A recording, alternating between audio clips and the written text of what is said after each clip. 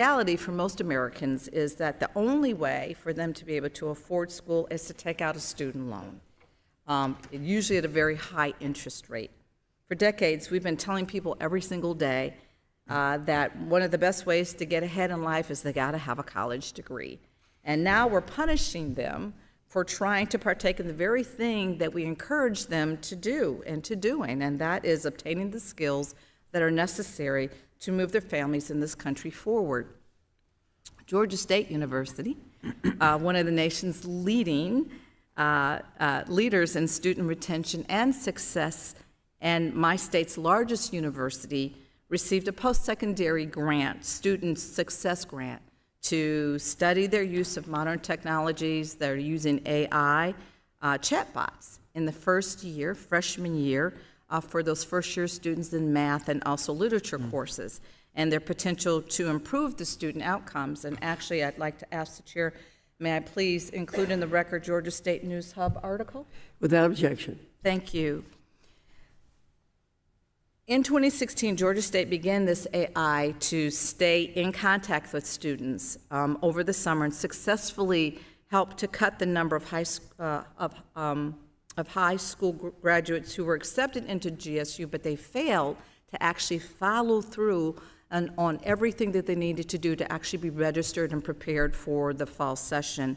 And so this new technology and use of technology is actually helping more students live out their dream of attending college, because GSU was actually able to cut down that number of students that were not registering and being prepared. They cut it down by half, and I think that's pretty amazing.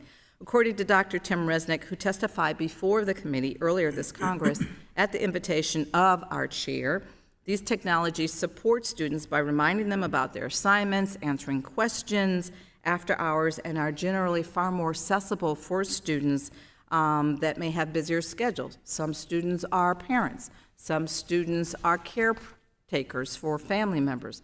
So through programs like this that truly put students first, we can address specific factors that are preventing our students from succeeding in the classroom and getting the credentials that they sorely deserve and need, and they're really working towards.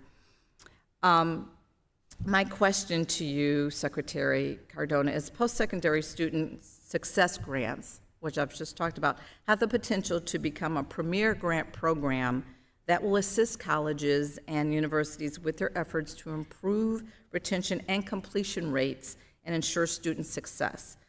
However, we know that this program is kind of flat funded at $45 million for the past 2 years. Could you please explain how the department's 2025 budget request of $100 million will provide the students with the necessary means of support that they need to reduce these barriers to their success? Ms. McBath, I have to say you began your question with 2 seconds left and you're 40 seconds over. So I'm going to ask the Secretary to submit an answer to you in writing. Thank you. Mr. Good, you're recognized for 5 minutes. Thank you, Madam Chair, and thank you, Secretary Cardona, for being with us today. Mr. Secretary, do you think it's a person's responsibility to pay their own student loans? I'm sorry, can you repeat the question? Do you think it's a person's responsibility to pay their own student loans? I do believe students who take out loans should pay loans. They should pay them back, thank you. And what if it's hard or if it's difficult to pay it? Many of the loans that we're providing relief for are loans that folks are eligible for, like well, the we've public long service. had relief in place that allowed folks in difficult financial situations or reduced income to give them some relief of paying their student loans. So what if somebody just doesn't want to pay their student loan or wishes they didn't have a student loan? They should still pay for it. Yeah. Okay, very good. That's all I'm looking for. They believe they should pay for it. And now, do you understand how federal spending is paid? So federal spending, how is that paid for? The work that we're doing to No, what I'm asking is, do you understand how federal spending is ultimately paid for? And it's not a trick question, it's a simple question. No, go ahead but and answer it if I you wanted know to it. just kind of go back to the... No, I'd like to know if you know how federal spending is paid for ultimately. Yes. How is it paid for? I'm here to answer questions about Who pays for federal spending? Yeah, taxpayers. Okay, taxpayers pay for spending, exactly. Whether it's higher taxes or lower purchasing power from Bidenflation or Biden's higher interest rates, they have diminished purchasing power as they suffer under inflation as a result of federal spending. I appreciate you confirming that. So student loan debt, you would say, is legitimate. It's legitimate debt, correct? The work that we're doing to address... Now, is student loan debt legitimate? Is it legitimate debt, or is it illegitimate somehow, and it's not... When I talk to students who have been defrauded by... Now, what I'm asking, is student loan debt legitimate? Is it legit? In other words, I would presume you'd say a mortgage loan is legitimate, a car loan is legitimate, a personal loan or a credit card is legitimate debt. You would presume those are legitimate debt. Yeah, I'd love to communicate how we're helping your So constituents. when someone with debt invests relief. in themselves and borrows for education, is that illegitimate debt, or is it legitimate debt that should be paid for by the person who borrows it? Is there something illegitimate about student loan debt? The work that we're doing to provide Okay, I'm just going to access say that higher you're not going to say, education. so you're agreeing that it's not illegitimate debt. So do you think we should continue to make student loans when you and the administration are trying to transfer all the debt to the taxpayers with the latest scheme that's been estimated to be going to cost maybe even $750 billion?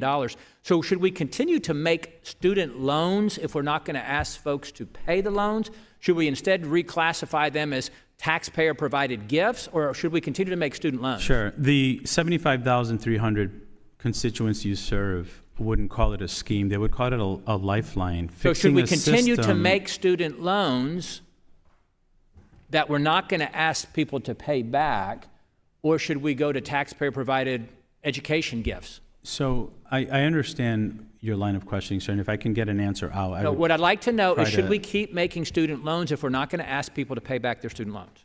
We are improving the repayment process through the SAVE plan so people can be successful paying their loans. Is there any reason, if I may take that people who go to the most so-called elite universities, you know, the ones with the pro-Hamas protests on their campuses right now, should students that go to those universities, which tend to be the elite because they're very expensive — my children could not, and I certainly could not afford to go to a school like that.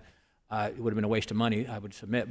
But those who go to those schools and can make up to $125,000 individually, $250,000 as a family, based on the previous original student loan transfer scheme, should others who didn't go to college, who worked their way through college, who tried not to incur student loan debt or paid off their student loan debt, should they have to pay student loan debt for those from those elite schools making above average incomes? People are paying their loans back, sir. So other people shouldn't pay those student loan debt for them? That's not what I said. People are paying their loans back. The return to repayment is underway. I'd be happy to have my staff share with you how... Yeah, I'm going to get one last the question here. information- Thank you, sir. In February, the department published a draft proposal that lists 16 different indicators that the secretary yourself will use to determine whether a borrower is in economic hardship and therefore able to have his or her loan balance paid or really transferred to the taxpayers. However, it notes that the borrowers can have their debt canceled, again, transferred to the taxpayer actually, based on any other indicators of hardship identified by yourself as secretary. Is that correct? We have over 1 million people Is it going correct into that it allows for you to decide any reason why someone can have their debt canceled, any other indicator of hardship? Is that correct or not correct? We are fixing a broken system So that what requires... constitutional authority do you have to unilaterally decide whether or not someone should pay their student loan debt or whether taxpayers should pay that? I would welcome to answer if it's not as simple as you're asking it. So if you allow me to answer, you might get the answer you're looking for. Madam Chair, my time has expired, so I yield back.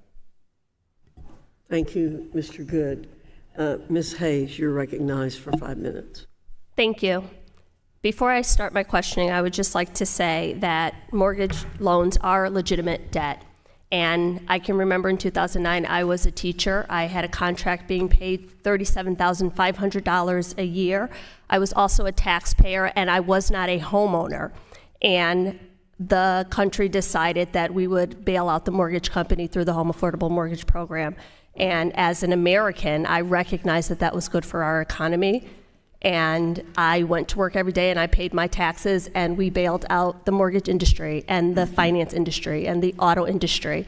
So the idea that we draw the line at student debts and people who just want a chance to get ahead or have a fighting chance in this society is just something I can't wrap myself around. But thank you, Mr. Secretary, for being here, and happy National Teacher Appreciation Day. Across the country, university students are exercising their First Amendment rights. I'm going to talk a little bit slow here because this is what I used to have to do in my classroom when I talked about the First Amendments, because my students would always say, but Miss, why are there so many in this one amendment? First Amendment protects the freedom of speech, the press, freedom of assembly, the freedom of religion, and the right to petition the government for a redress of grievances. All of those things are protected by the Constitution and are imperative to a functioning democracy. When my students would ask me, why are they all in this one amendment? I would generally respond that it is the way that we define who we are as individuals in a complex, changing, self-governing society. There are so many things that I can ask you about today because I believe so deeply in the work that the Department of Education does. I know that the work is life-changing, and it is the only shot that so many of our young people have.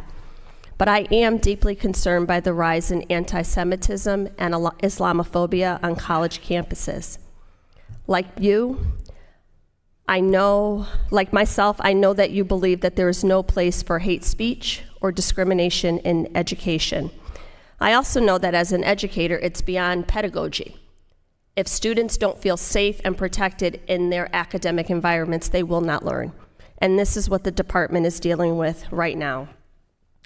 As of April 30th, 2024, the Office of Civil Rights at the Department of Education, which oversees investigations of discrimination at institutions of higher education, has reported many cases of discrimination. Past reporting by Industry Drive has shown a severe backlog in the processing and investigation of discrimination cases by the OCR due to funding challenges over the years. Secretary Cardona, in your testimony, you mentioned that the Department of Education is asking for a $22 million increase in funds for fiscal year 2025 to expand staffing capacity. Additionally, this funding would be used to address the alarming reports of rising anti-Semitism and Islamophobia. Many of my Republican colleagues believe that the entire department's budget, including OCR, should be flat funded. I think we have to stop admiring the problem and actually invest the resources to address it. So, Secretary Cardona, how would flat funding impact the ability of the department to process these claims in a timely manner?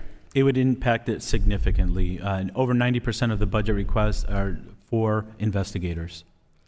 You've also said that the investigator caseload is at historically high rates, with at about 42 cases per investigator.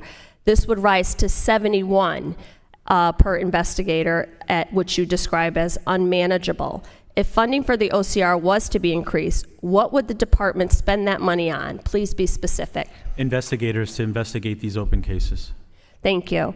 We had university presidents here a few weeks ago, and one of the things that they stated was that more guidance from the department would be helpful as they navigate in this space. What has the OCR done to proactively address claims of anti-Semitism and anti-Muslim sentiments on campus? Well, Friday I sent a letter out to over 5,000 university leaders, myself. This morning we released a Dear Colleague letter with very specific examples.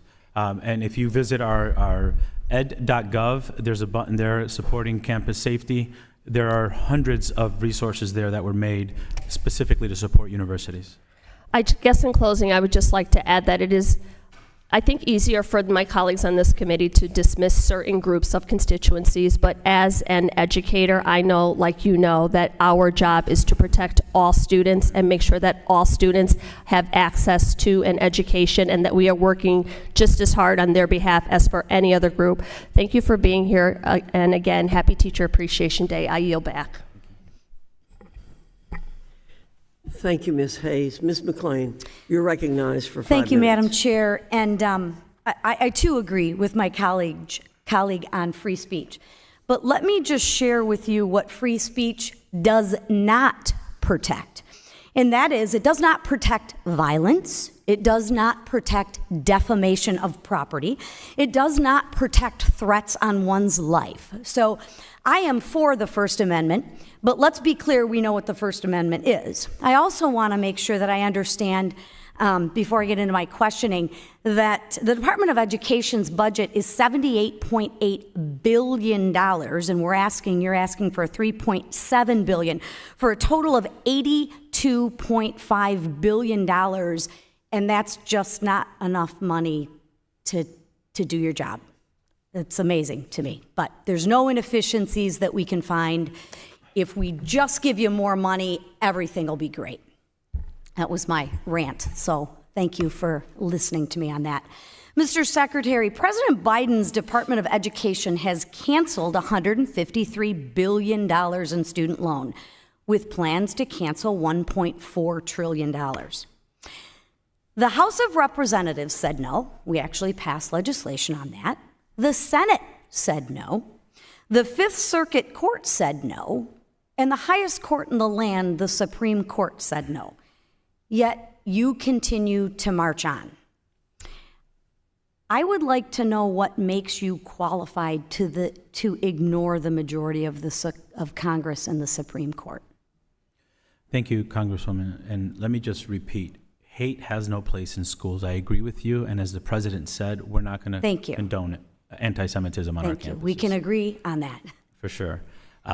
We recognize the higher education system is not accessible, not affordable, and it's broken. And we are working within the law to provide debt relief. The House of Representatives said no. The Senate said no. The Supreme Court said no.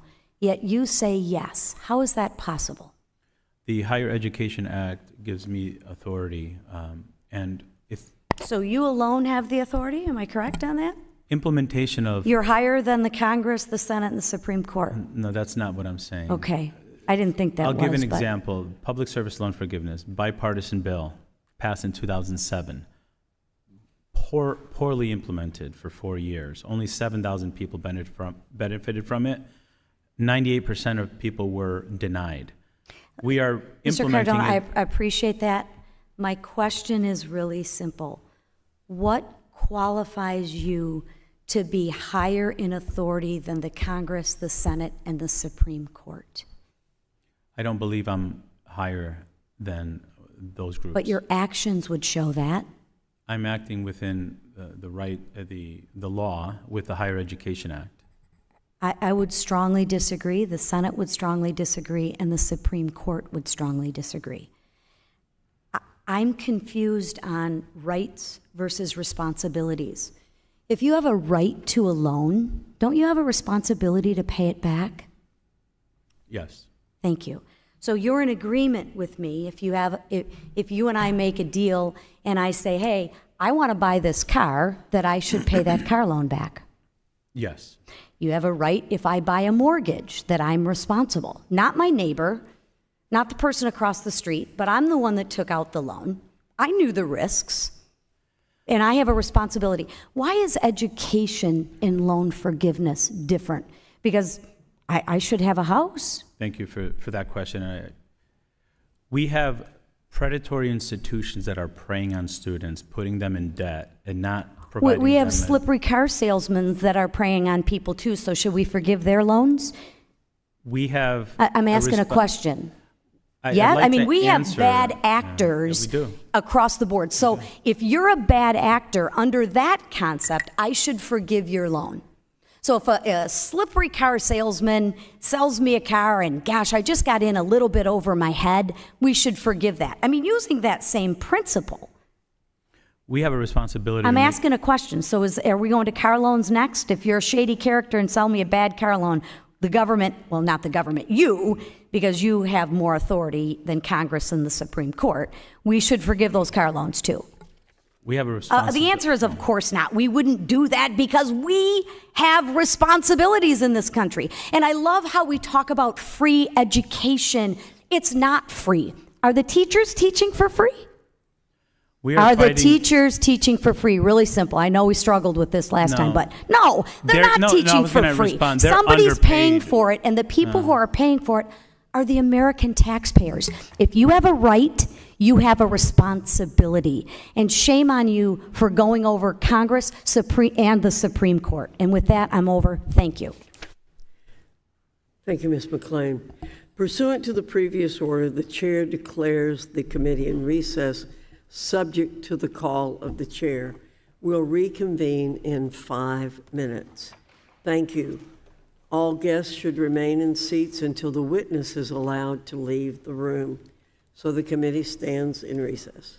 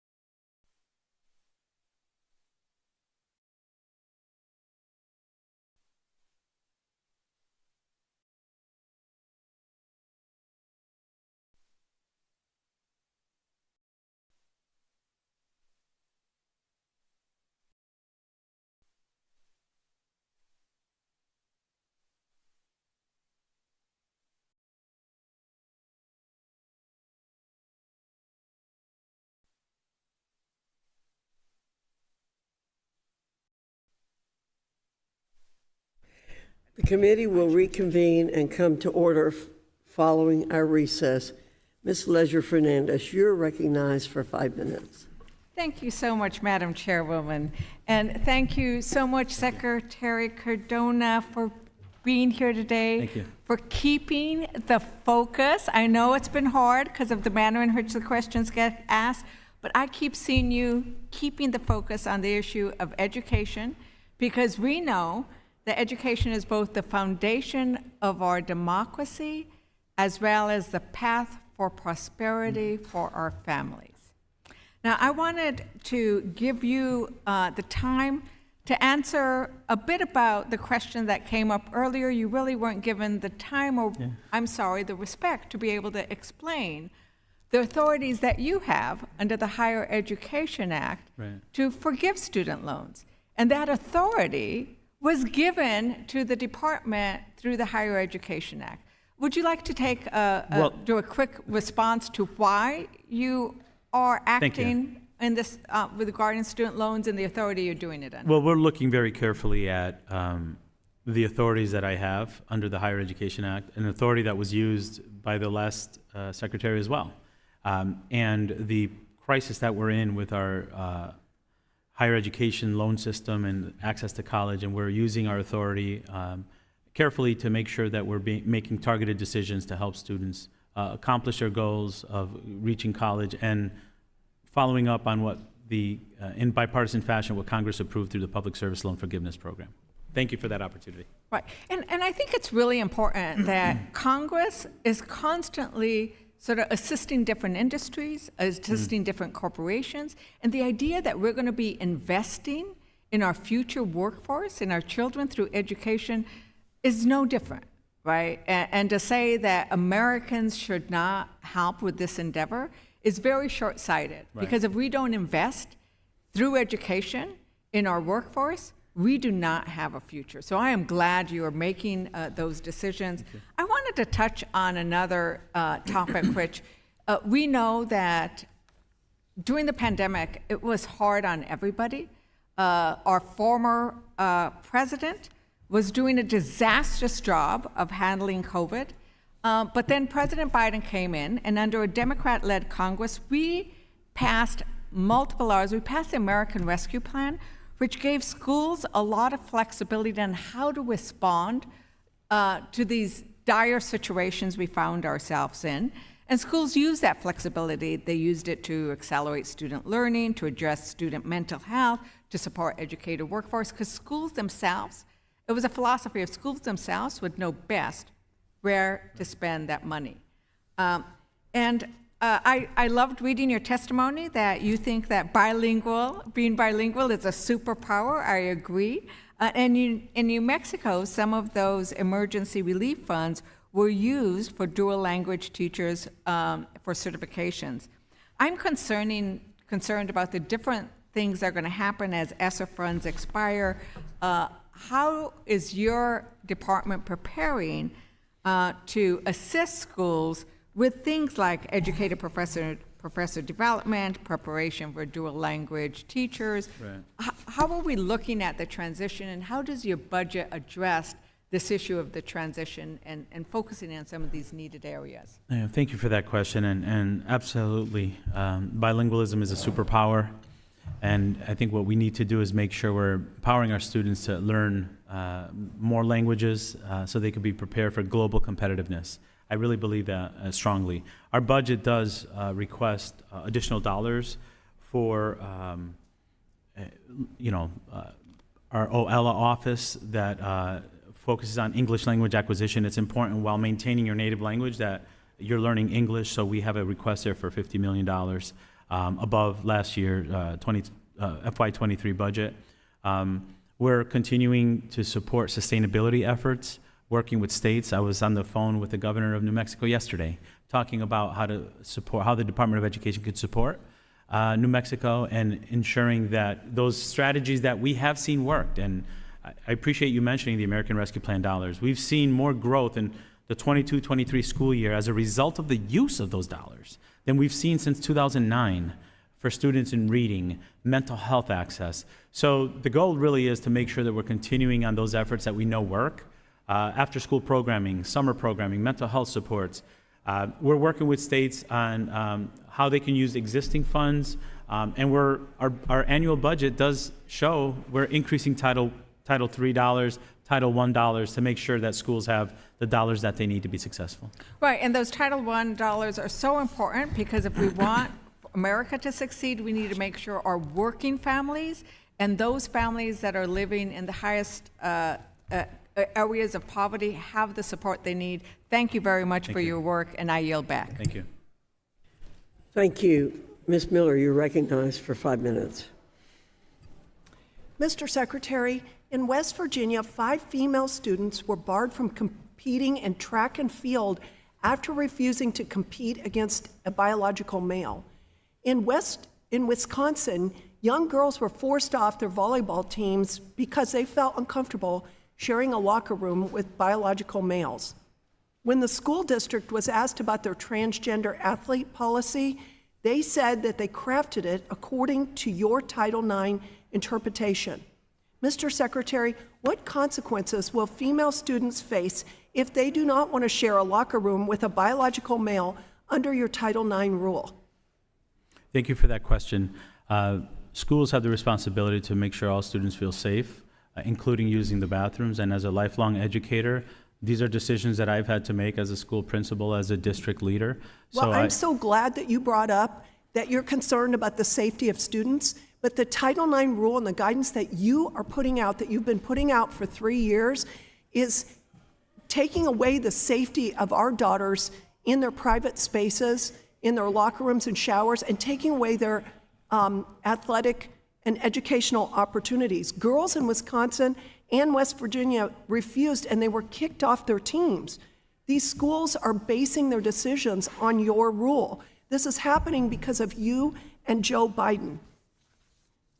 So, Mr. Secretary, in health education class, if a teacher says that men cannot become pregnant, and then a student goes to the Title IX coordinator and says he's uncomfortable that the health teacher insists men can't get pregnant, what should the Title IX coordinator say? I'd be happy to refer that question to the Office for Civil Rights to provide guidance. And I can tell you that in our Title IX rules that we recently put out, there's more guidance that goes along with it. I'd welcome an opportunity for my team to work with your constituents to make sure that the implementation of Title IX. But what I want to know is, in biology class, if the health teacher, or the health class, if the teacher says that men cannot get pregnant and someone reports that to the Title IX coordinator, what should the Title IX coordinator say? Because you are in charge. Right, and I'd be very happy to have your constituents get support to make sure that their Title IX coordinators have information. We've provided a plethora of technical assistance, and we're going to continue to support, regardless what of would you say? Republicans or Democrats. What would you say? Should that teacher get in trouble? I don't want to comment on hypotheticals without enough information, but Okay. what I will tell you that I respect their different opinions across the country, and we're Okay. committed to supporting schools. So you respect a health teacher or a biology teacher saying that a biological male cannot get pregnant. You are recognizing biological sex, but in athletics, you are wiping out biological sex and going with gender identity. So I want to know, gender identity is not defined in your rule. Can you give me the official definition of gender identity? So I think the statement you said was inaccurate. We have not released our Title IX athletics rules. Those Actually, are you proposed. have for 3 years. You've been putting out Title IX guidance rules.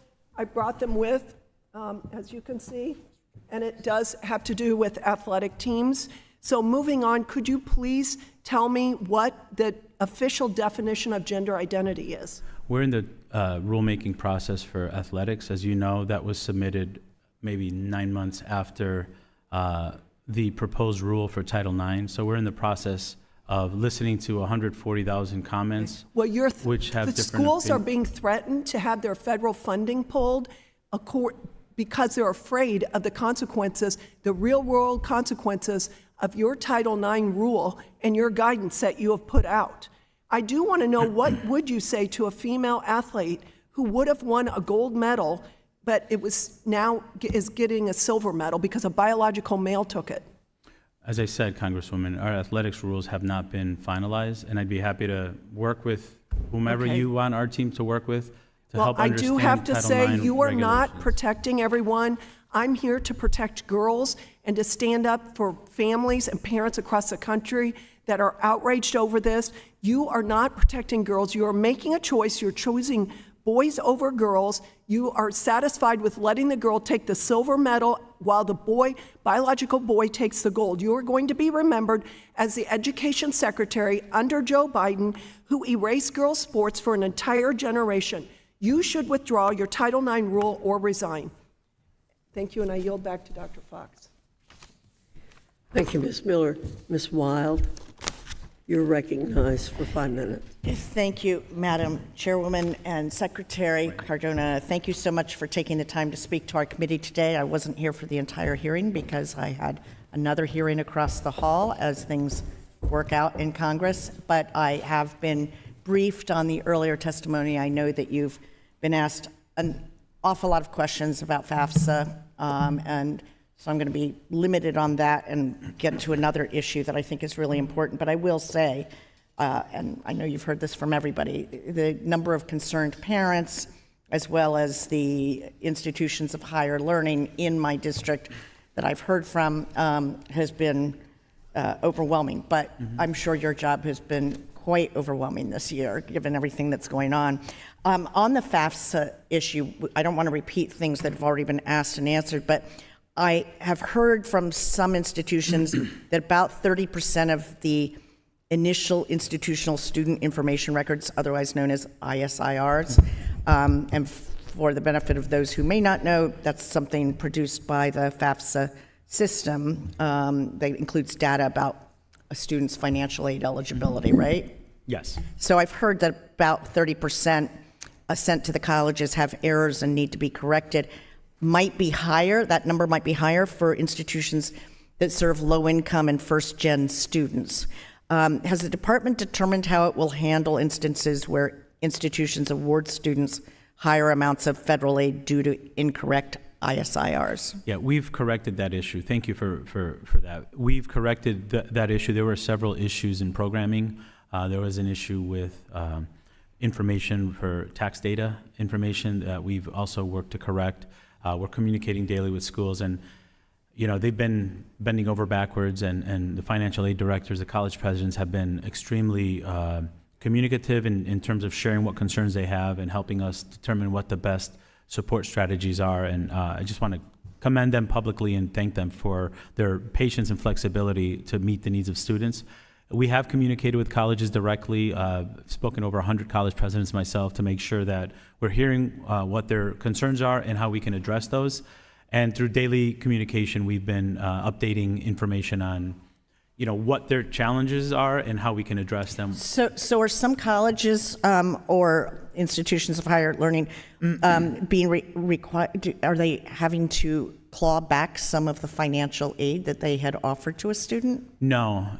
We have communicated with them that the information that they were given could be used. Many schools asked us to just reprocess it, and we've done the reprocessing for schools to have the updated information. Okay.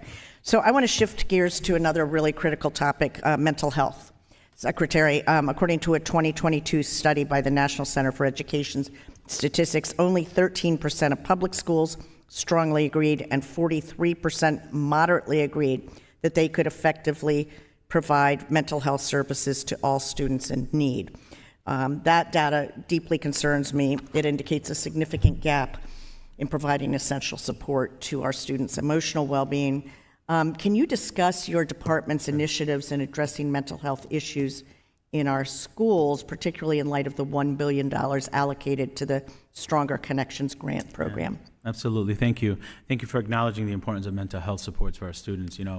Our Surgeon General rightly, communicated that we're in a youth mental health crisis, and access to mental health supports is critically important for our students. We know students are 6 times more likely to access mental health supports if they're provided in our schools, which is why we are big proponents and supporters and ask for an increase of $200 million for full-service community schools that connect with community partners to provide mental health support. The BISCA dollars, Bipartisan Safer Community Act dollars, have been used to increase the number of school social workers by 40%, the number of school nurses by 30%. At what levels? Are we talking K to 12? K to 12, Okay. yes. And so they have provided access. We are also working to improve Medicaid reimbursement for sustainable dollars. So as the BISCA dollars sunset, there's sustainable reimbursement dollars from Medicaid. So we're working with HHS. We have currently 13 states that have signed on to do that, and we're working aggressively to get as many other states signed up to get Medicaid reimbursement. So the goal is never to go back to a system where we had an emergency room model of mental health in our schools. Unfortunately, we often wait until the trauma happens to provide support. What we're seeing these dollars be used for are proactive strategies to support students. Thank you very much. With that, I yield back, Madam Chair. Thank you, Ms. Wild. Ms. Steele, you're recognized for 5 minutes. Thank you, Dr. Foxx, and thank you, Secretary Cardona. You are appearing us today. And, you know, I am just most concerned about foreign influence on our universities. So when it comes to foreign influence on our universities, we know that departments' disclosures are just the tip of the iceberg when it comes to the billions of foreign funds schools don't submit. More importantly, submissions are useless if your department does not take enforcement seriously, because in fact, 117, Section 117, and China aren't mentioned in single time in your 10-page written testimony today. And if I'm wrong, please let me know. But your department maintains a list of open Section 117 investigations, but every single one has opened by under Trump administration.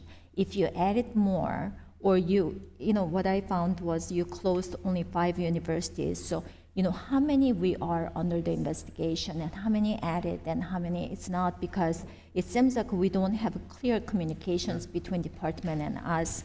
So since taking the office, why have you not launched a single Section 117 investigation? And do you believe that universities should view relationship with dangerous countries like China and, you know, other countries of concern that does exact same as our allies? Or do you think certain countries of concern with the national security threats warrant increased scrutiny? Should those relationships be treated differently? Thank you for the question, Congresswoman Steele. I can assure you that I agree with you. We should not allow foreign influence in our schools, and we make sure we protect our schools and our students from foreign influence. To that end, the Department of Education takes very seriously the responsibility to provide public information on gifts from other countries. And I want to make sure I correct that. We've provided almost 39,000 foreign gifts totaling over $21 billion in the last 3 years, which is much more than the last administration. We are a part of the FBI's National Counterintelligence Task Force, where they provide we share information, and if there is a need for investigations, that task force is the one that does it. We believe that by having transparency not only to that task force but to the public, we can communicate where foreign gifts are coming from, and the law enforcement arms are best suited to investigate. So I hope that, you know, we have much better communication to our committee and your department, so we understand exactly what kind of tangible steps that you are taking in your department. Because when we see the report and it's not there, then you know what, we don't know that what you are doing and what kind of tangible steps that you are taking. And just one more thing that I want to just ask charter schools, because you remember last year you came out and you support charter schools. So a 2023 study from Stanford Center for Research on Education Outcomes found that in math, charter school students on average learned the equivalent of an additional 6 days per year, and in reading added 16 days of learning. Chairwoman, I want to submit this on the record, that this publication Without objection. Students in poverty achieve an additional 23 days of learning in reading and 17 days in math. However, the Biden administration proposed $40 million cut to the federal charter school program. Why such excellent result for at-risk students that the administration would like cut? Because we have to add, and we have to add more charter schools. Yeah. Thank you for the question. I agree with you that parents should have options for their children, and charter schools are a viable option. Thank you for agreeing with us. Yeah. You know, and I have to be very frank. You know, the Fiscal Responsibility Act is something we take very seriously. We had to look for where we can provide cuts in our budget proposals that wouldn't impact students. There were several. We cut comprehensive centers by 9%. The innovation and research grants, we cut that by 5%. And while the charter school grant was cut, the proposal was cut, I can assure you that it wouldn't impact any of those who are currently under the grant. The demand for that has decreased. I'd be happy to have my team share more information about that, but it is still the largest K-12 competitive grant that we oversee at the Department of Education. So I think that's testimony to the fact that we do support charter schools as an option for families who choose it. So there's no impact on charter schools? No. A $40 million cut is a lot for the charter schools. What we've had to do, and again, speaking about the lack of demand, what we've had to do is using the grants, front load dollars. It wouldn't affect any of the CSP awards for years. Thank you. My time is up. I yield back. Thank you, Ms. Steele. Ms. Wilson, you're recognized for 5 minutes. Secretary Cardona, thank you so much for joining us today. I just loved your visit to my elementary school, and I want you to come back again. I want to express my gratitude for the Biden-Harris administration's dedication to our students. Our former Secretary of Education has stated her goal was to eliminate schools. That's what you call insanity on steroids. The Biden-Harris administration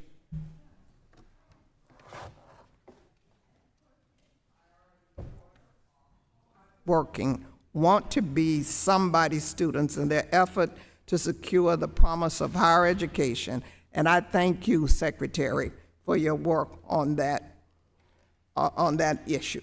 No other president has tackled this debacle that cripples so many. No other president.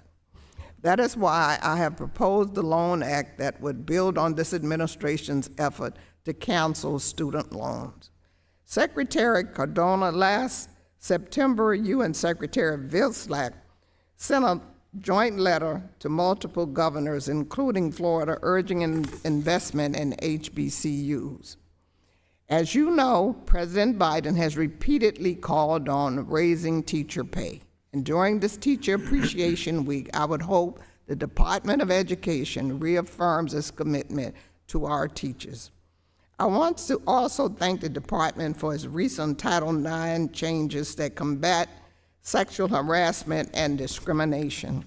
It's crucial that we affirm our commitment to safeguarding the LGBTQI+ community and combating sexual misconduct on college campuses, and I thank you for that. One thing of concern to me is the recent FAFSA rollout that has disrupted educational opportunities for thousands of students. But I know together this administration, with your help, will work to deliver for our students to ensure we deliver a high-quality education across these United States. My question is, are there any updates or information you want to share with this committee that we have not addressed? The floor is yours. Thank you very much. Thank you. And let me just start off by saying we are working around the clock to get more students to fill out our FAFSA. The delays created frustrations and to the families and students who had to deal with that. I recognize how difficult that was. I myself have a senior in high school, and they should be thinking about college and all that, and not the delays. I'm proud to say, though, we've processed over 9 million applications The gap between last year and this year is decreasing significantly, and we have a nationwide strategy now working with our principals, our superintendents. If students go to studentaid.gov right now and fill out FAFSA, it should be a 15 to 20-minute process. If their contributors fill it out, by Friday, the schools will have their information. So it's up and running, and now we've allotted $50 million to assist the implementation, meaning having people help students get it done. This is important to us. I know as a first-generation college student how important it is to make sure you have access to FAFSA. So that is our priority. And thank you for acknowledging Teacher Appreciation Week. We believe strongly that the shortage that we have in our country is a symptom of a teacher respect issue. And I'm really proud that President Biden and Dr. Biden elevated it to a state dinner for National Teachers of the Year, but it really sends the message that we need to provide agency, better working conditions, and competitive salary to our educators. We are strong believers that we need to defend public education, not defund it. And doing that includes supporting our educators who give their best for our children. Thank you. I yield back. Thank you.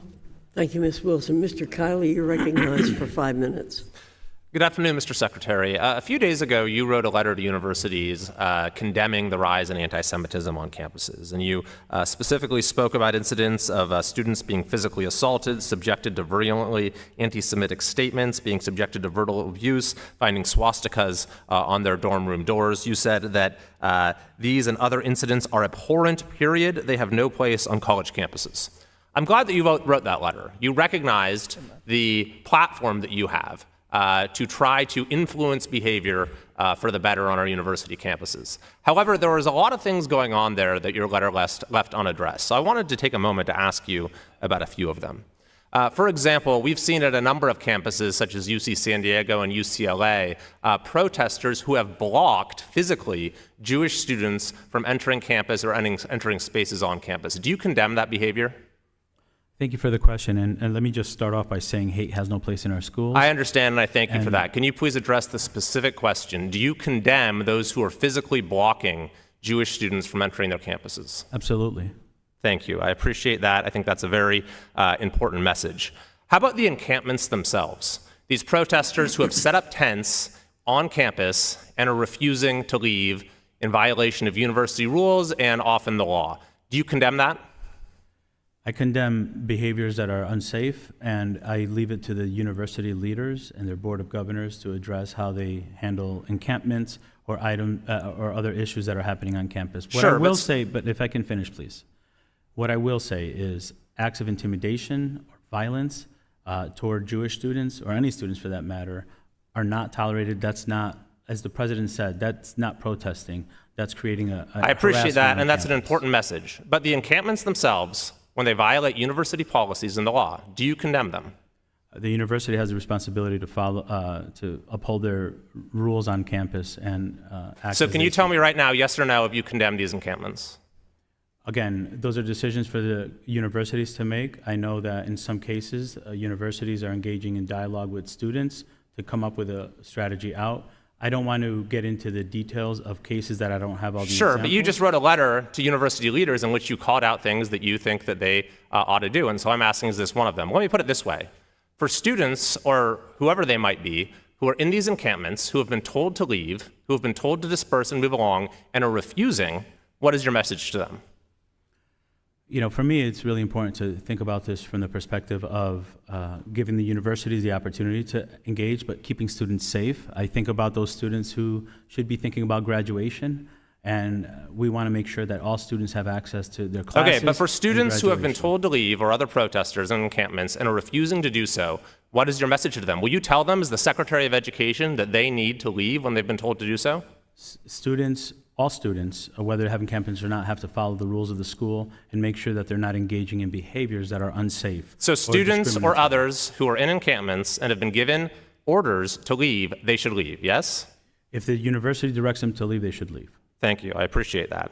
We've also seen examples of faculty who have said, for example, at University of Chicago, that they are willing to be arrested with the students who refuse to leave the encampment. Do you condemn those faculty members who are standing in the way of the rules being enforced?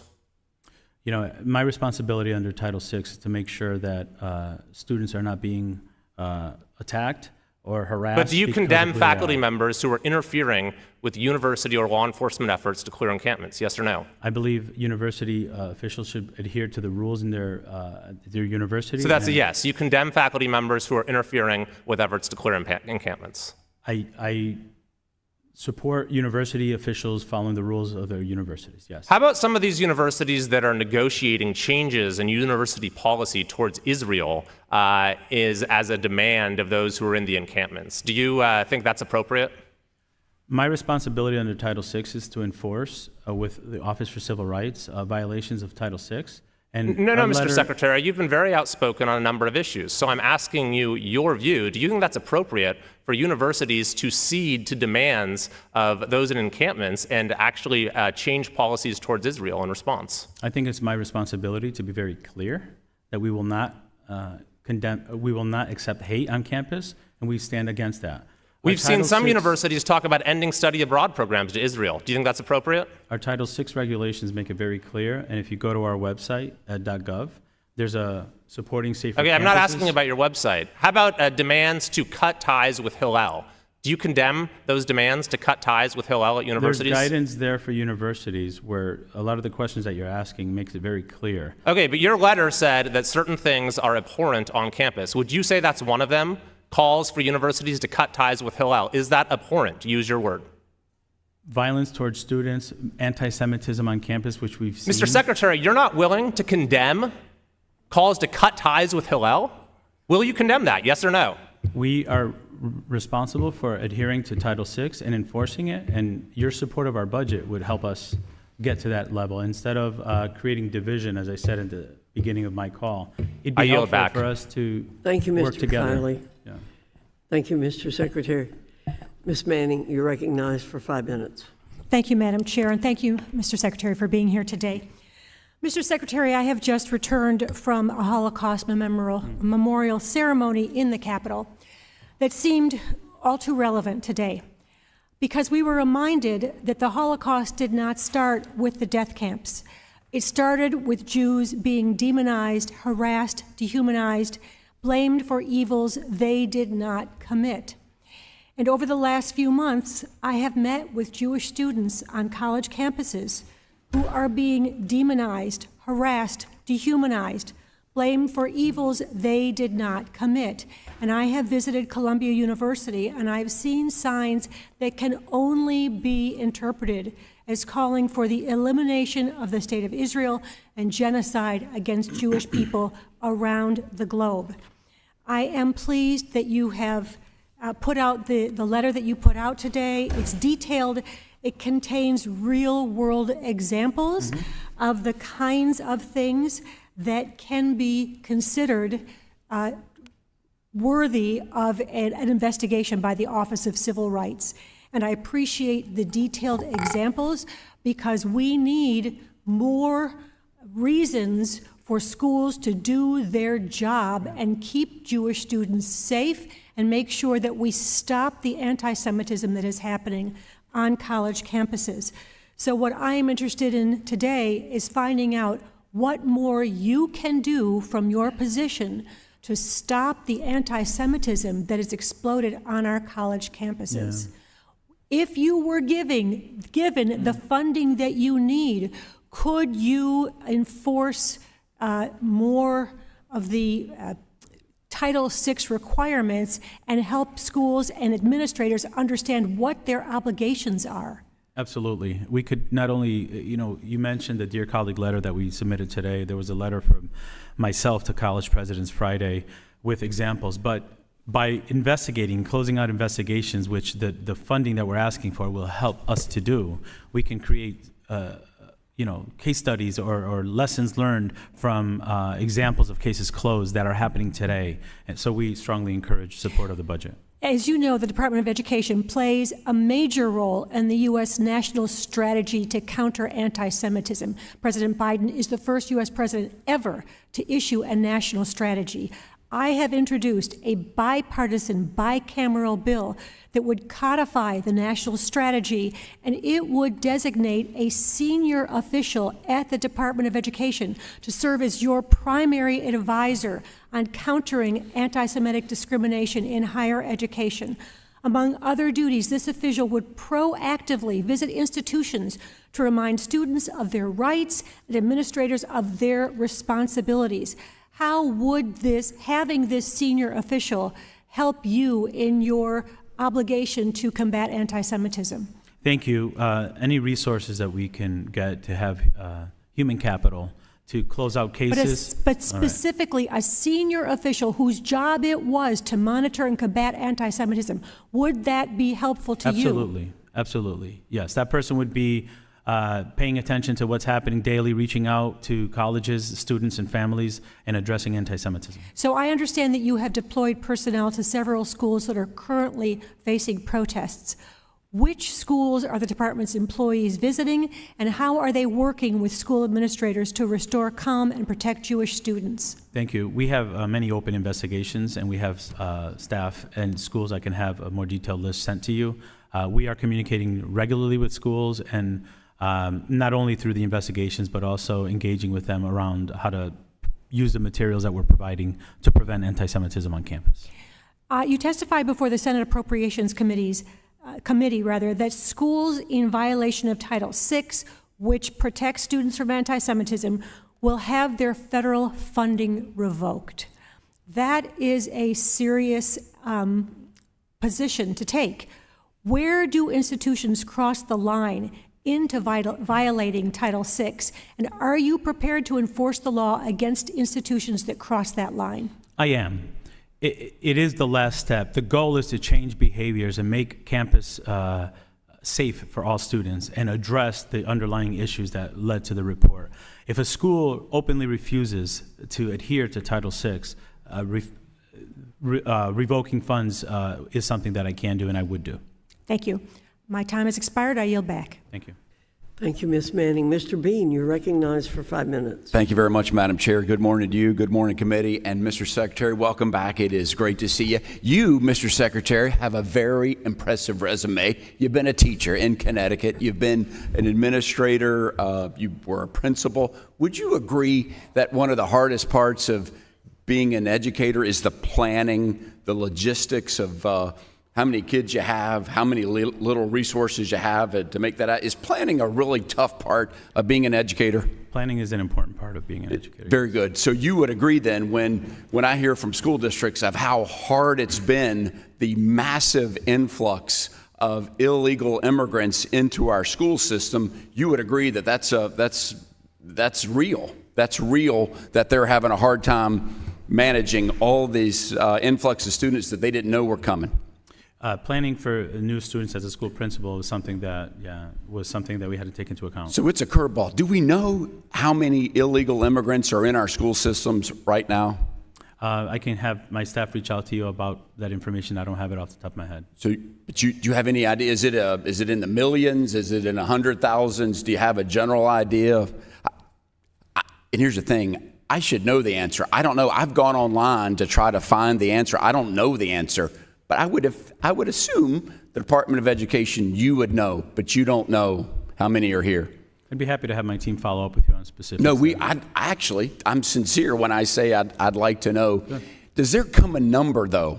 Is there a number in the future that you would say, we just can't take any more? Is there a number that you would agree that we just can't take any more? It's causing our numbers, right, teaching our kids to suffer when we just can't logistically plan for the future.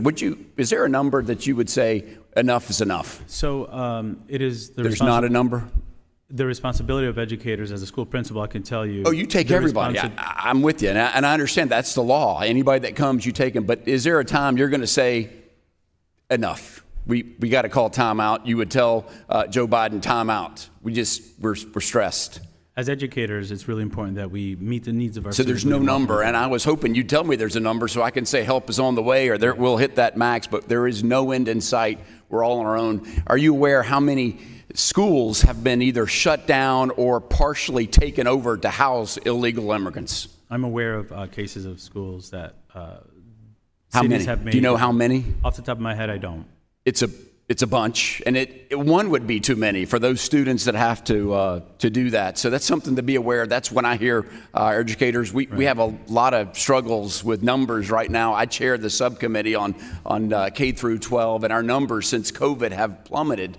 And so we've got work to do, Mr. Secretary, and this is something that hopefully they won't have to do it. I want to congratulate you because you have done something few have done. You have united Republicans and Democrats, House members and senators on coming together to say that the Department of Education doesn't have the authority to give money that's not theirs away in the terms of student loans. Are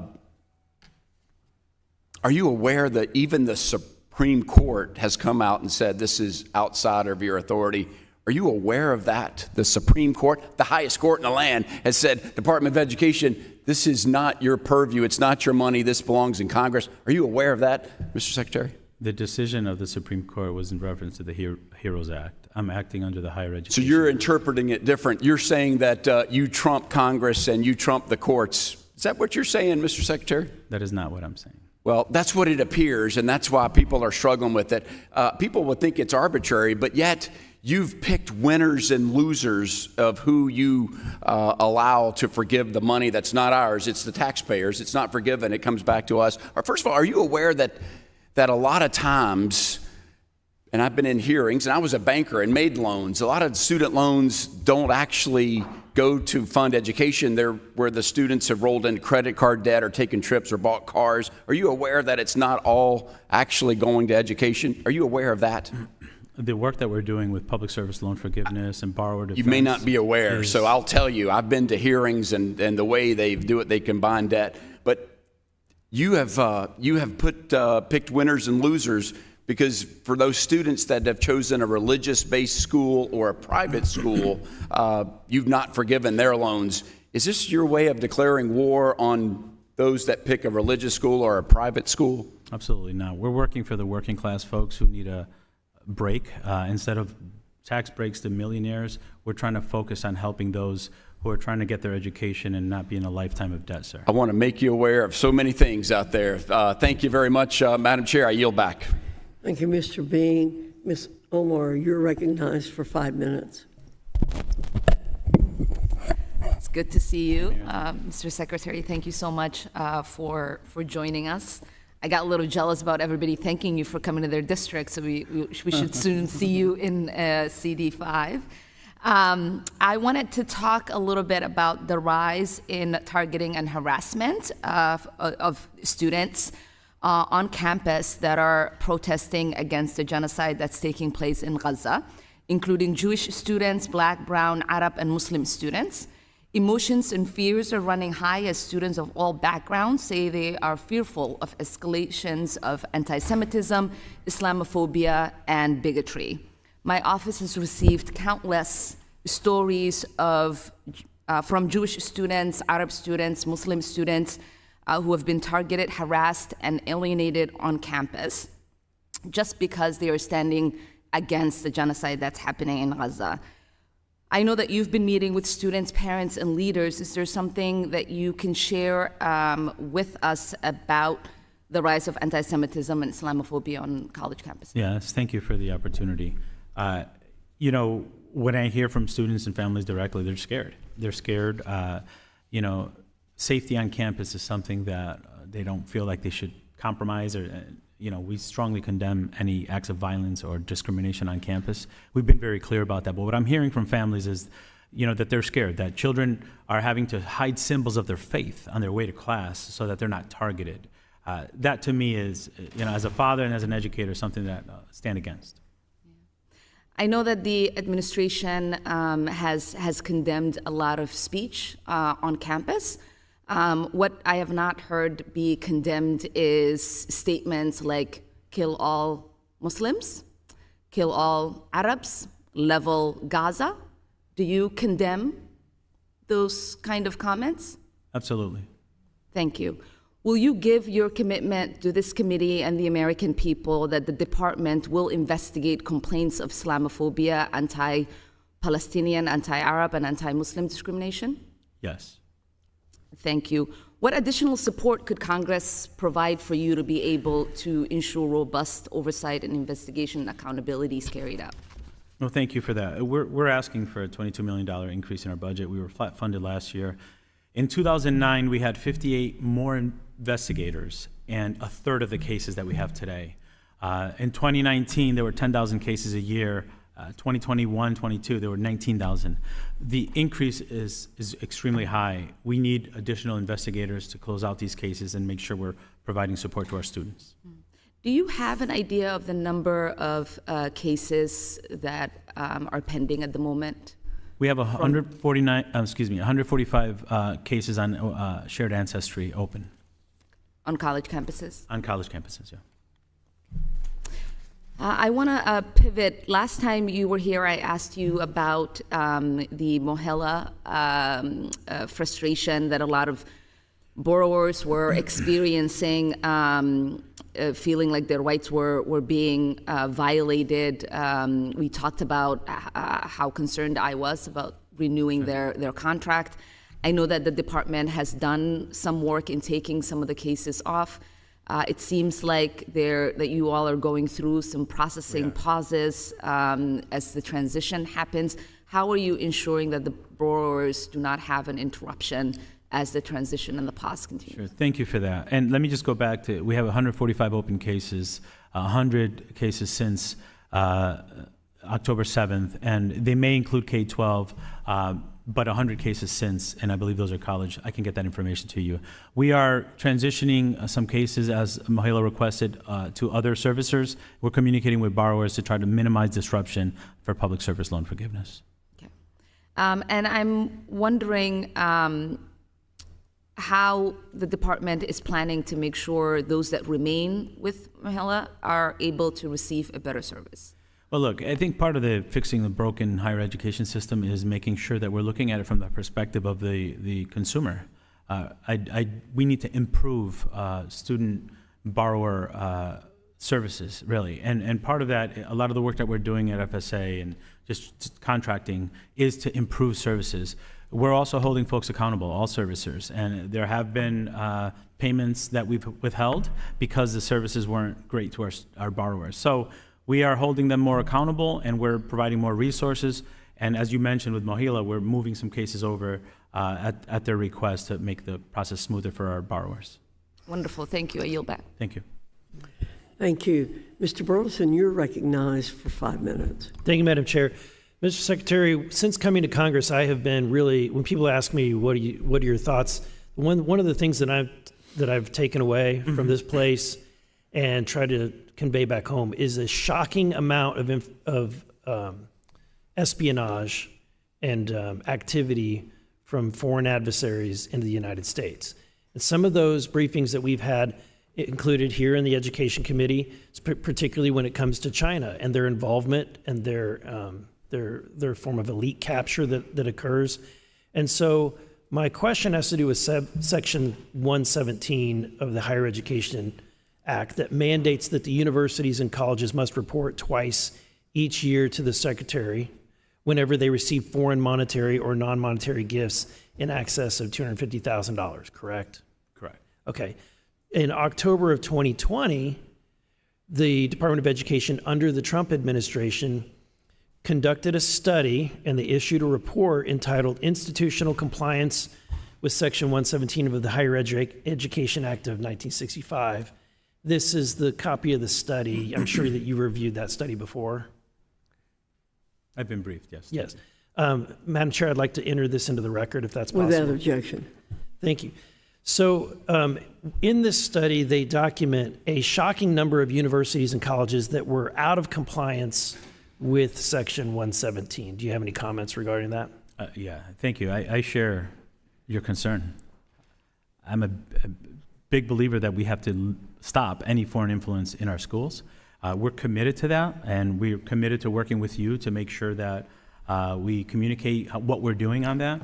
I can tell you that the Department of Education has taken it seriously. We provided foreign gifts, reports of over almost 39,000 foreign gifts that were given to universities, over $21 billion. So this is something that we communicate openly. We believe in the transparency. Additionally, sir, we're part of the FBI's National Counterintelligence Task Force to make sure that our agency is working with law enforcement, investigative arm, to make sure that not only are we transparent about the information and clear which universities are getting which gifts from which countries, but that the arm that does the investigations has the information. We take it very seriously, and we'll continue to do that. Thank you. Have you followed up on this report and the information with an updated report? Particularly what I'm interested in is how many universities are in compliance today versus were in compliance in 2020. Mm-hmm. I can have that information looked into and sent to you, sir. Okay. If you haven't done a report, would you agree that you'd be willing to do a follow-up report on that? I'd be happy to have some follow-up with you on the questions that you have. Because I'm not trying to be rude here. I'm actually asking a legitimate question, because I would think, based on what came out of this report, that you would genuinely want to know where the universities stand and how many of them are in compliance with Section 117. Yeah, we're definitely interested in making sure foreign influence is out of our schools, which is why we've reported more gifts than the previous administration. We're going to continue to work with the FBI's National Counterintelligence Task Force on investigations. And then with my limited time, I want to go into an extension of this, which has to do with, I think what we're seeing is obviously the uprise on anti-Semitism on our college campuses. There's been some connections made to groups like Students for Justice in Palestine and other groups. Are you investigating any foreign involvement or connections between foreign entities and funneling money into some of these groups? Thank you. Currently, we have 145 open investigations. Many of them are shared ancestry. What I can tell you is when we initiate an investigation, information comes out during the investigation that might move the investigation or broaden it. So while I can't comment specifically on your question, I can tell you that that's within the scope of information that we receive from schools, and if that is part of our investigation request, then it's something that would be investigated. And these groups, they can receive the money, but only directly through the universities. Is that correct, or can they receive money directly from the outside? I could have my team follow up with you on that information. Okay, that would be good to know. Sure. Thank you. My time has expired. Thank you, Mr. Burleson. Mr. Scott, you're recognized for 5 minutes. Thank you. Excuse me. No, thank you, Madam Chair. Mr. Secretary, you've heard a lot about the FAFSA, and we expect you to get that back on track as quickly as possible. You've also heard a lot about the student debt problem and whether or not the taxpayer ought to be paying for the loan forgiveness. Whether people who are not students should be paying for the loan forgiveness. Did you hear the Republicans complain about the Trump tax cut, where 80% of the benefits went to the top 1%? Did you hear them complain that the 99% had to actually pay for that? Or did you hear them complain about the PPP loans? People who don't own a business had to pay for the forgiveness of those PPP loans. Do you hear any complaints about that? No, sir, I don't. Okay, now, how many colleges and universities are there in the United States? There's well over 5,000, sir. And on how many campuses are there active encampments or protests at this point? I couldn't tell you off the top of my head, but it's a small number, sir. About 30 or 40? About 1%, 50 maybe? About 1%. Right. And on those campuses, how many students are actually participating in the protest? Well, it depends on campus, but I would say probably a smaller percentage. Small group. Okay. Now, you've been asked how to intervene on how the campus should be handling these without much information, and it varies from case to case. If a student had a protest on better food in the cafeteria, would you be expected to intervene and tell the college how to deal with that? I would likely not, sir. You indicated that all students have a right to be safe on campus. That means they all have the right to be protected under Title VI and Title IX. That means free from anti-Semitism, but also Islamophobia, homophobia, racism, Asian hate, gender identity. And did I hear you say that there were about 140 some cases of, what'd you say, shared heritage? Yeah, shared ancestry, 145. And that would include all of the anti-Semitism cases. Correct. And how many open cases do you have on everything else? We have 145 under shared ancestry. I can have that information provided for you to have more accurate numbers. I don't have that in front of me. But the number of open cases is over 10,000, isn't it? The number of cases that we get a year is probably closer to 19,000. Okay. Under the implementation of Every Student Succeeds Act, that implementation was disrupted by the pandemic. It had about three major provisions. One is that you have to ascertain whether or not there are achievement gaps and have credible strategy to do something about it, and resource equity. How are we getting back on track to implement the provisions of Every Student Succeeds Act? Thank you, Ranking Member. We take very seriously the accountability that assures that our students are making gains. Academically, we've been paying attention to not only NAEP data, but statewide data that tells us that students have recovered a third of the pandemic learning loss in math, a quarter in reading, and that the gains have been 2 times as high in math than in typical years, and in reading 5 times as much growth. So we're seeing growth based on the implementation of the dollars. However, it's important that we continue to use the assessment data that is provided by states, that our Office of Elementary and Secondary Education have regular conversations and meetings with states to monitor growth and subgroup information in terms of students that are achieving. Now, some of that growth because we had significant funding under Title I in the American Rescue Plan Act? Sir, I would say as a teacher and principal, it was because of the additional funding and the great use by our educators in the field. I just have, I guess, I have several other questions I'll submit, but can you say a word about after-school program funding? They're critical, and we have to do better as a country. In our grant, in our proposal, we have funding for after-school programs to reduce summer slide. We have to do better. We can't go back to where we were. Thank you, Madam Chair. Thank you, Mr. Scott. Mr. Moran, you're recognized for 5 minutes. Thank you, Madam Chairwoman. Secretary Cardona, we spoke last year, and I want to follow up with some of what we talked about last year, but let me start with just making sure that those in my East Texas district are aware of this new Title IX rule that's being proposed by the Biden administration. On April 29th, 2024, this new regulation was published, and this final rule dramatically, in my opinion, changes the existing Title IX regulations. It weakens protections for women and girls and dilutes due process protections for those accused of sexual harassment as defined under the regulations.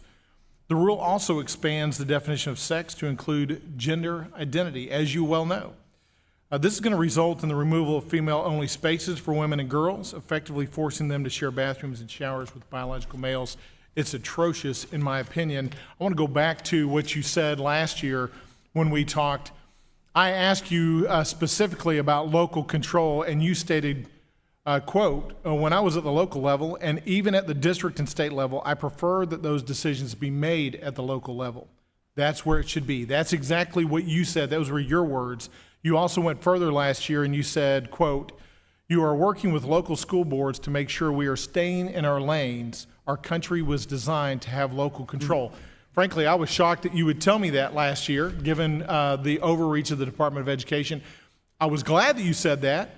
And so now I have even more problem with what's going on, not in the words that you gave last year, but in the actions of the Department of Education, and in particular in this new rule. Do you still stand by those statements that you made last year? Absolutely. All right. Having stood by those statements, I'm going to tell you what my districts back home are telling me. I've got 2 letters I want to introduce.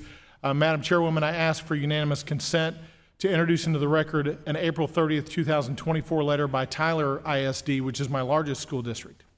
Without objection. I also ask for unanimous consent to enter into the record a letter from Van Independent School District dated May 7th, 2024. Without. I'll tell you some of the statements that are made by the superintendent to me as it relates to this Title IX atrocious rule. Talks about it being constitutionally overreaching and an illegal edict that is so offensive to our daughters, wives, and mothers. That's one of the statements that he makes to me on the local level. And I can assure you the rest of my school districts share that opinion. Also says in this letter that it is an inexcusable federal assault toward girls and women that has no place in schools. That's what the local communities in Texas, in East Texas, where I represent, what they think about the Title IX letter. From Van Independent School District, it says in their letter, the changes to Title IX forces schools to treat boys as if they were girls and to accept every student's self-declared gender identity. And I've said before, and I say it again today proudly, I say that I believe men and women were created by God with equal and eternal value, but very different. Very different. And it's not up to us to try to change that identity in our humanity. Do you agree with that or you disagree with that? Thank you for the opportunity to respond. I want to correct some of the provisions under Title IX. It's creating greater protections. You mentioned that it. I asked you about my statement. Do you agree process. or disagree with the statement that I made about our Creator creating men and women differently but equally? I can tell you what, as a school principal too, that I do believe in local control, but I don't believe that it's my responsibility. We covered local control last year. I'm asking you a very specific question about the creation by God of men and women and whether or not they are equally but differently created. It's my responsibility to protect all students, not just the one that some people pick and choose. Well, this is, that should be an easy question. We've seen this before. People sit before our panel. We've seen it with the college presidents here recently where there are moral truths, there are moral foundations that seem very evident to a lot of folks that people that somehow sit in your chair cannot answer directly. It's atrocious in my opinion. I want to end my statement today because this is Teacher Appreciation Week by saying this, because I do appreciate all of the hard work that all of our teachers across this United States actually does for our students day in and day out. In the state of Texas, there are well over 300,000 teachers that serve our 5 million students. I've met with a lot of teachers across my district, and just like you said last year, they don't want the federal government telling them how to do their job and what their job is. It's unfortunate that this administration continues to do just that and issue rules and regulations that are contrary not just to local control, but frankly, morality. With that, I yield back. Thank you. Ms. Stevens, you're recognized for 5 minutes. Thank you, Madam Chair, and it's so great to see you, Mr. Secretary. I'm absolutely in awe of not only your work with the Department of Education, but just really your performance here today. You are so good at answering questions very clearly and succinctly, and I also appreciated your written testimony, but I'd just like to reflect too, there are so many critical topics that intersect with your purview, and we appreciate that you're here to review the President's annual budget proposal and answer some of the questions from us. Earlier this term, I introduced the AID Act, the Student Aid Act, to make yet again another adjustment to FAFSA, recognizing that there are parents of students going to college, parents who still have student loan debt themselves, but yet their student doesn't qualify for financial aid. And I came up with this idea while knocking doors in Hazel Park, Michigan, and I reached a UAW household. Both mom and dad work with the UAW in various automotive plants around Metro Detroit, and Dad had said to me, Haley, we're so excited to send our kids off to Michigan State, but yet we didn't qualify for financial aid, even though I'm still sitting on tens of thousands of dollars of student loan debt myself. So it's a bill that's received a lot of support from my colleagues. I just wanted to put it on your radar. I also wanted to remind you that in Michigan, our governor, who has been so dedicated to the plight of educators in our schools and has really accomplished some incredible things. Free and reduced lunch for all. I know that's within the Department of Agriculture largely, but it's something that you care deeply about. Free pre-K, as well as free and affordable two-year degree programs, particularly at the community college level. And then lastly, in Michigan, we have been rocked by school shootings. Michigan State, in February of 23, and of course the Oxford school shooting. Students at Oxford High were in middle school when I was marching for their lives in Detroit after the Parkland shooting. And we know that we have a great runway following the bipartisan passage of a gun safety bill, and particularly additional resources that are going to communities to tackle school shootings. Sir, I just want to commend you for your leadership, and thank you so much. And then with my remaining time, I just wanted to give you a few minutes to talk about your work and the administration's work, in particular with the budget on funding for IDEA. Really near and dear to my heart, something that I have rallied all of the Oakland County school system around in terms of full funding for IDEA.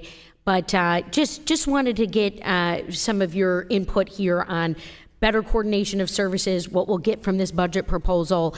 Thrilled to see some of the numbers in here with 15.4 for IDEA, as well as some of the different components that are coming down. Yeah, thank you for that opportunity. First of all, let me just say, working as a teacher and a school principal, I remember countless meetings with families, parents whose children are receiving special education services, and it was really important to remember that they receive the core curriculum first, right? They're students first, and then they get extra support. We are asking for an increase in IDEA to get us to I think it's like 10.7% of the funding of it in FY24. So the increase is 10.3 for 25. We recognize that this is not yet keeping with what the federal commitment was set to be, but we are seeking more dollars than has ever been asked before. The students and families deserve it. We know caseloads of special education teachers across the country is exceedingly high, which prevent our students from getting the individualized support that they need. So IDEA support for students with disabilities is critical for us in our budget and the work that we do ahead. Yeah, and we recognize that the president makes a series of trade-offs when proposing his budget, and it is our responsibility here in the Congress as authorizers on this committee who knock on the door of the appropriators to really push for that original mandate, that 50-year mark that we're about to hit of fully funding special education in the United States of America. This will be a game changer for our schools, our educators. I certainly call on my colleagues on the other side of the aisle to push for that as appropriation season is upon us. And with that, Madam Chair, I yield back. Thank you. Ms. Stevens. Ms. Chavez-DeRemer, you're recognized for 5 minutes. Thank you, Madam Chair.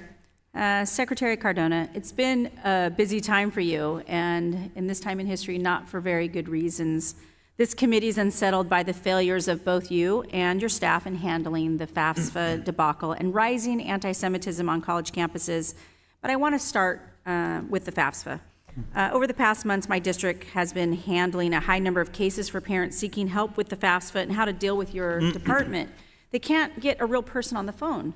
They spend hours on hold and eventually are told their issues are technical glitches, with zero guidance on what the next steps might be. All the while, their kids missed early acceptance deadlines because they didn't know how much financial aid they were going to be working with. That part really frustrates me. Actually, when I think about, do I get mad about certain things? Those are the kind of things of unresponsiveness. And it's been 100% to my Office of Non-Responsiveness, not even a confirmation of receiving the case when we submit one.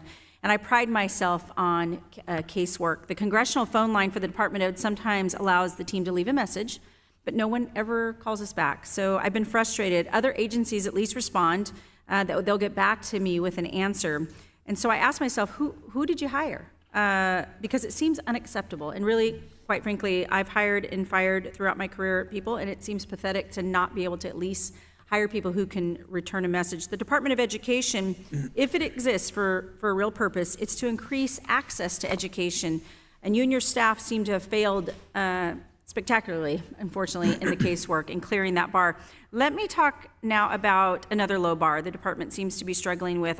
After October 7th, anti-Semites on college campuses came out in droves. Jewish students have openly stated that they feel threatened and unsafe, and some have been physically assaulted. About a week ago, one rabbi affiliated with Columbia University advised Jewish students to leave campus for Passover. Schools have canceled their commencement ceremonies, and last week, GW University's law school here in DC relocated its final exams to an undisclosed and secure location. Our schools in Oregon are dealing with similar situations, and I've talked to those university presidents and what the future could look like. It really is the greatest crisis in American education in decades. Last week, before a Senate Appropriations Subcommittee, you mentioned the department's Office of Civil Rights roughly had 145 investigations into the universities and schools and the school districts for potential Title VI violations. This, of course, is the legal basis for investigations and actions regarding discrimination based on race or religion. In this case, countless Jewish students. You somewhat touched on it today, but what is the timeline for the resolution of these investigations, and when will penalties, if appropriate, be announced and imposed? And I really would hope that you don't answer, if you give us more money, you'll have those answers. Thank you for the questions. I agree with you that hate has no place on our campuses and we must act.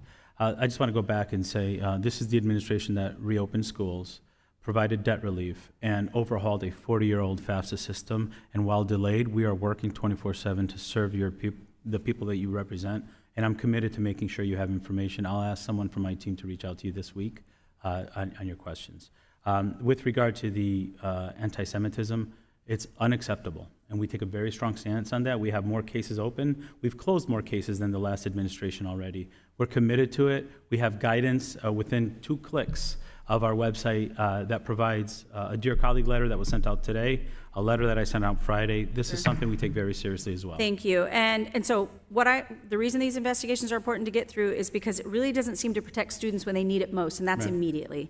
On December 6th, you received a letter from the leaders of the Jewish Orthodox Jewish Congregations of America. They asked you to issue that guidance. And I was glad to see this morning that you issued that new guidance for the administrators from pre-K to post-grad to fulfill those Title VI obligations. Mr. Secretary, exactly how many forms of guidance have you now circulated since October 7th? We've had over 100 actions, and I can tell you with the guidance, I have to say at least 3 or 4 that I can think of off the top of my head. There could be more. Visit ed.gov, click on supporting campus safety. Thank you. And there's a whole list there for yourself and your constituents. Thank you. It also says schools have a legal responsibility to address the discrimination against those students. And it sounds like that you would include when protesters shout from the river to the sea at Jewish students. And yet, out of roughly 10 reference examples this new guidance provides, the chant is never mentioned. So 2 final questions before my time is up. Does the department recognize that screaming from the river to the sea at Jewish students is a call for genocide? And 2, if schools do not follow this guidance, will you impose penalties such as withholding funding, as you committed to Congresswoman Manning that you will do that? Calls for genocide are abhorrent, and we stand against those. And if brought will forward, you withhold funding, as you committed to Congresswoman Manning? If schools refuse to adhere to Title VI, absolutely. Thank you, Madam Chair. I yield back. Thank you. Mr. Smucker, you're recognized for 5 minutes. Thank you, Secretary. And I'm sorry, Mr. Smucker, and after your questioning, we will take a break and then come back. Thank you. Thank you, Secretary, for being here today. I'm deeply concerned about the fact that your department failed 2 financial audits for 2 consecutive years.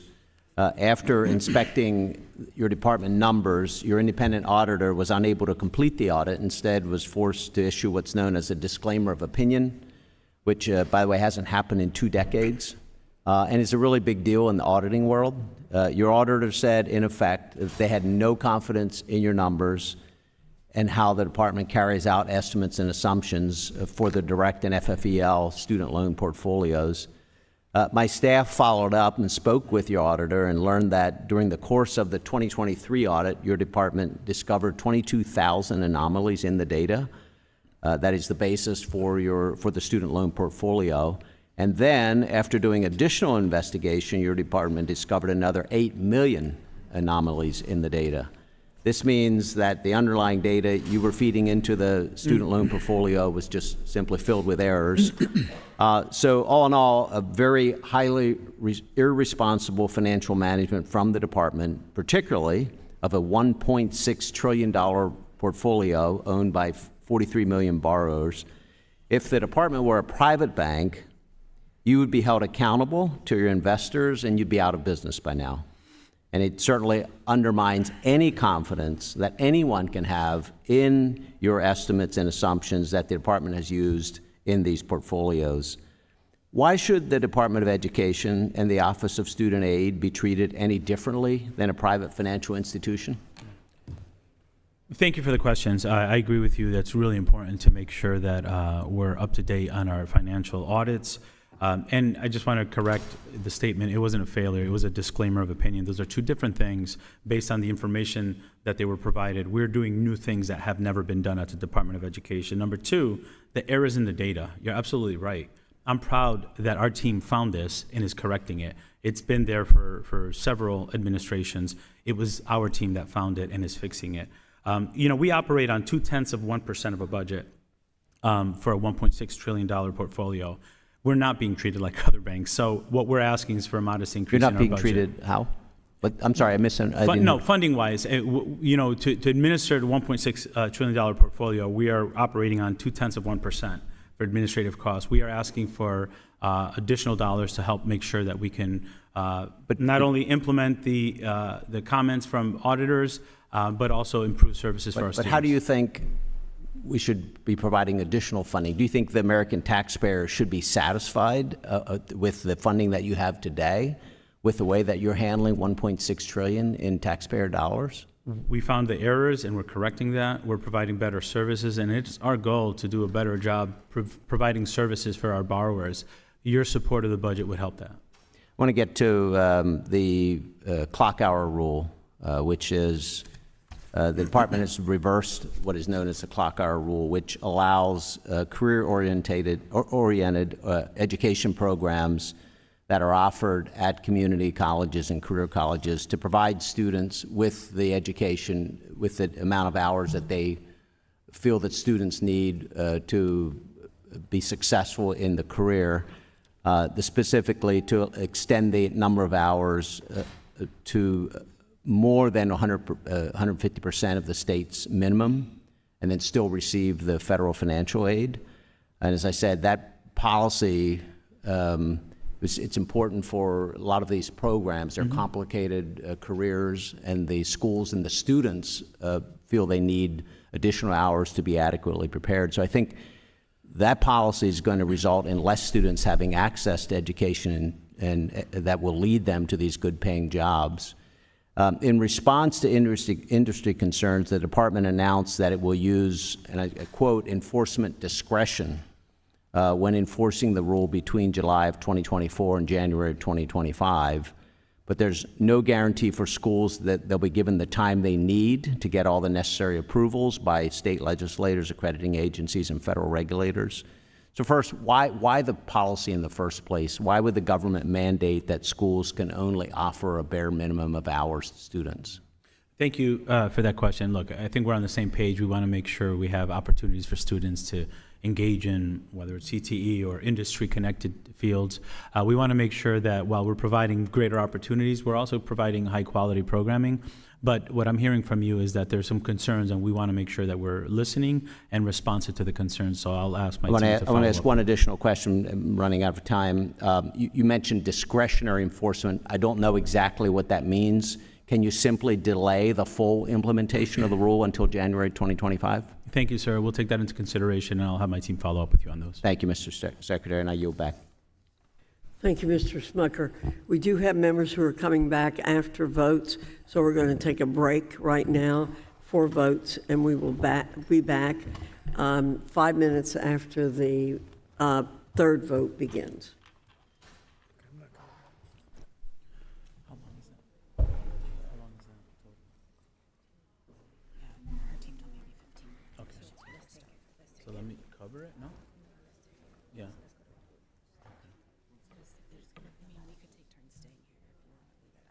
Only because I know where it is, and I think it'll take me like 10 minutes to get it.